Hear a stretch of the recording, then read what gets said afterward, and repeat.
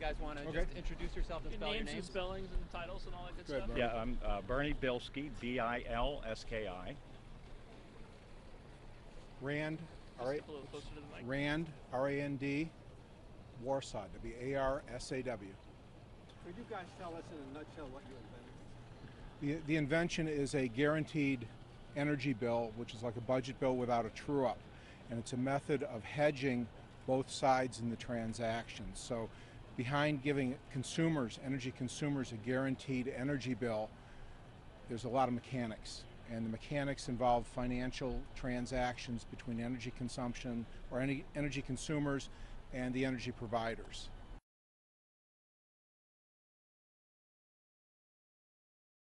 And that's what the invention is in a nutshell. It's a method of generating guaranteed bills for consumers and also protecting energy company earnings. The Bilski case itself is someone applied for a patent on a business method or software, and the patent office rejected it. And now this is that person suing the patent office saying, you have to grant me that patent. This case is about what does it mean to be a patentable process. And so since software patents fall under the category of processes because they're not the machine and they're not a composition of matter, which are some of the other categories of things that are patentable, this case will define what it means to be a patentable process. What about Justice Roberts? He said, basically your patent involves people picking up the phone and calling other people. It could be reduced to that level as the certain acts that are performed, but it's much more than that. It has to do with selling a commodity at a fixed price to one party, selling to a different party at a different fixed price, identifying counter risk positions.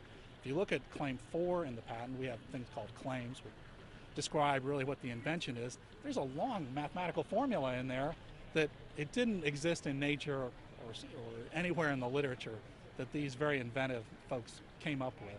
Once upon a time, math was not patentable, and now it is. Yeah, and we can have somebody like Bilski coming in and saying, yes, I worked hard on this mathematical equation, and therefore I should have a patent on this information processing method here.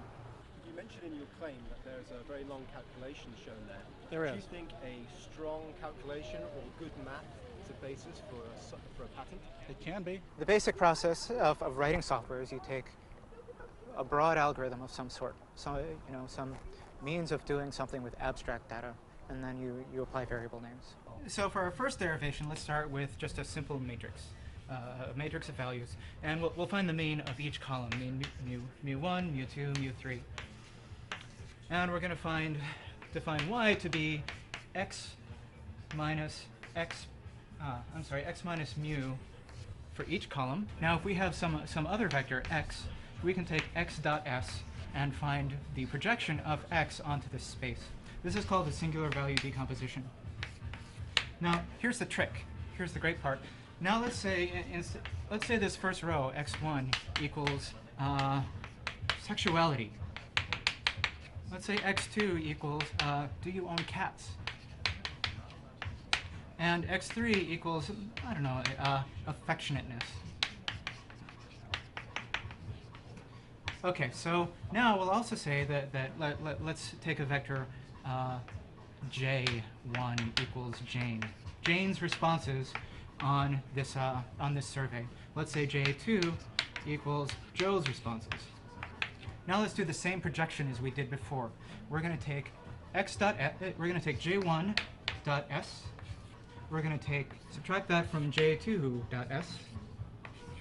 We're going to find the distance between these 2 points, and we're going to call that compatibility. And in that simple step, we have derived patent number 6,735,568.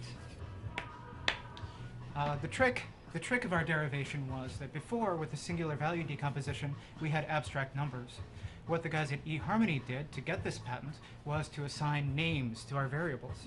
So instead of just an abstract x1, we have sexuality. Instead of an abstract x2, we have a preference for cats. And by making those assignments, by setting variable names in this manner, they were able to take an abstract concept and turn it into a patentable device.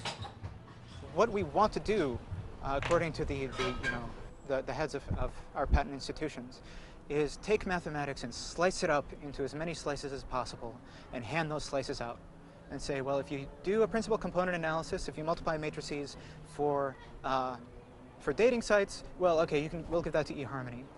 If it's for equities, we'll give that to State Street, and so on and so forth. And what we're giving out is basically exclusive rights to use mathematics, to use a law of nature in whatever context. And what we're getting in return is basically nothing. The patents is a government grant in the U.S. It arises out of the Constitution. The framers included the provision for granting exclusive rights to inventors in our Constitution, and the belief was that that was important in order to reward people who had made technological advances that would benefit society. The rights that they are granted are not the rights to do the thing that they invent, but the right to exclude others from doing that thing. So the idea was you have a machine or a thing which is not previously described in any literature and which no skilled mechanic could figure out how to make given what is described in the literature, and for that you get a patent. The basis for determining what is patentable subject matter has continued to evolve over the last 200 years of our national existence. In 1953, the Patent Act was modified by Congress to add the words "or processes" to the word "product" in describing what could be patented.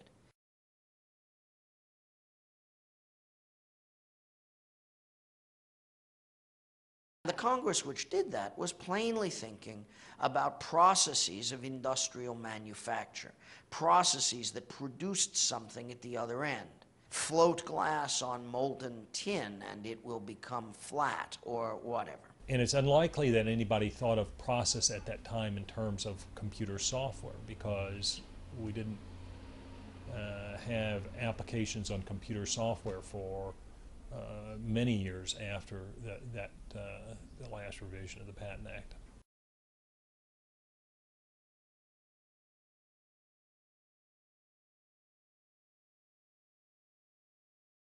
Back in the late 70s, the patent law was interpreted such that you couldn't patent software. It was considered a mathematical algorithm, a law of nature.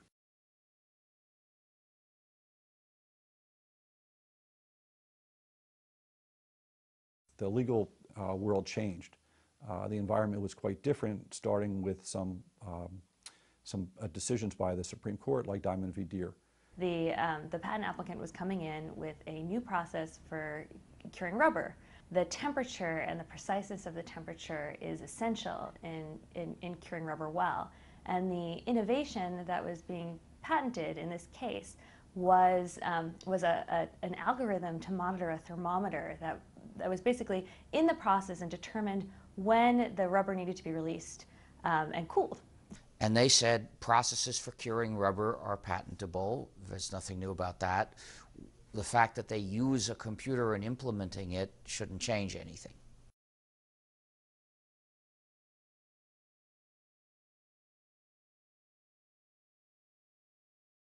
The Supreme Court makes it clear that you cannot patent software because it is only a set of instructions or an algorithm, and abstract laws of nature, algorithms are unpatentable in the US itself.